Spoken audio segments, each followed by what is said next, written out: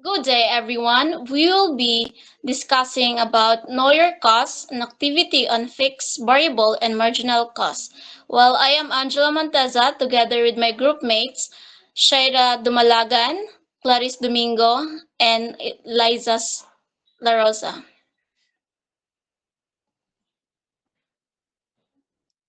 So here is the introduction. So this activity requires the analysis of a small bakery's monthly finances to determine fundamental economic concepts, which are fixed costs or FC, variable costs or VC, total costs or TC, average costs AC, and marginal costs MC. The analysis is based on a production level of 1,000 loaves in the given cost, using this concept to evaluate the financial structure of the business. So here is the guidelines. So if the bakery produces 1,000 loaves in a month, we will be answering the following question. The first one is what is the fixed cost? Second is what is the variable cost? Third, what is the total cost? Fourth, what is the average cost per loaf? And lastly is if the bakery increases production to 1,001 loaves and the additional cost of the one loaf is 20 pesos, what is the marginal cost or MC? What is the fixed cost? The fixed cost means the expenses that do not change no matter how many products are produced. So these costs stay the same every month, even if the bakery makes 100 loaves or 1,000 loaves in bakery. So atong atong dili to may balaan unsa ang yang fixed cost nga unsa yang mabayaran every month nga mao na jud na ang amount. So atong formula is fixed cost equals rent plus salaries plus electricity. So ang kanang rent, salaries ug electricity mo na siya ang gikan sa given nga gihatag. So para makabalo ta og pila iyang fixed cost, i-add nato silang tulo. So the total fixed cost is 27,000.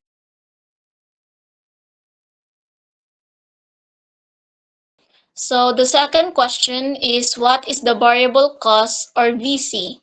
So here is the formula. BC equal variable cost per unit plus quantity produced. So let me explain first what is variable cost. Well, it is the total cost that changes depending on how much a business produces. So it means the more products you produce, the higher your variable cost becomes. And if you make fewer products, the variable cost decreases. So in this example, the bakery produces 1,000 loaves of bread. So each loaf costs 20 pesos to make. So the variable is calculated by multiplying the cost per loaf. So the number of loaves is 1,000. So BC equals 20 times 1,000. So the total variable cost is 20,000. So next is what is the total cost? Equals fixed cost plus variable cost. Then total cost equals 27,000 plus 20,000. So total cost is the sum of fixed and variable cost. This means the bakery spends 47,000 in total to produce 1,000 loaves. It includes all expenses, rent, salaries, electricity, and ingredients. What is the average cost per loaf? So dili na to mahibalaan kung pila ang isa sa ay kung pila ang isa ka bread na jud. So the average cost is means that total cost of production divided by the total number of products made, it shows how many it costs or average to make one loaf of a bread. So, atong formula is EC equals total cost divided by loaves produced. So, kanang total cost nga 47,000, the combination na siya sa fixed cost o variable cost, which is ang fixed cost is 27,000 ug ang variable cost is 20,000. So giadto silang duha. So mao na ang 47,000. Then sa given nga ang loaves nga i-produce is 1,000. So ato ni siyang i-divide. So ang answer is 47,000. Mo na ang taga-isa sa kuan kanang bread, including na ang mga rent, salaries, electricity o katong ingredients niya.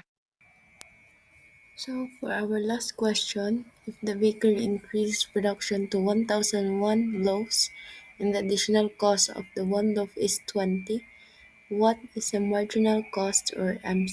We all know that the formula of the marginal cost is equal to change in total cost divided by change in quantity. So given the change in total cost is 20 and the change in quantity is 1001 loaves in our example.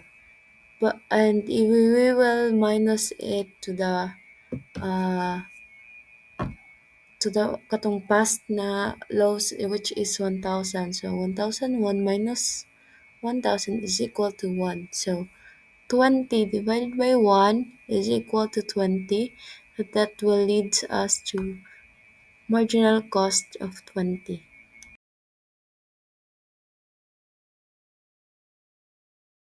So, in conclusion, the cost analysis reveals that the small bakery's financial structure at a production level of 1,000 loaves, the total monthly expenditure is 47,000 pesos, leading to an average unit cost of 47.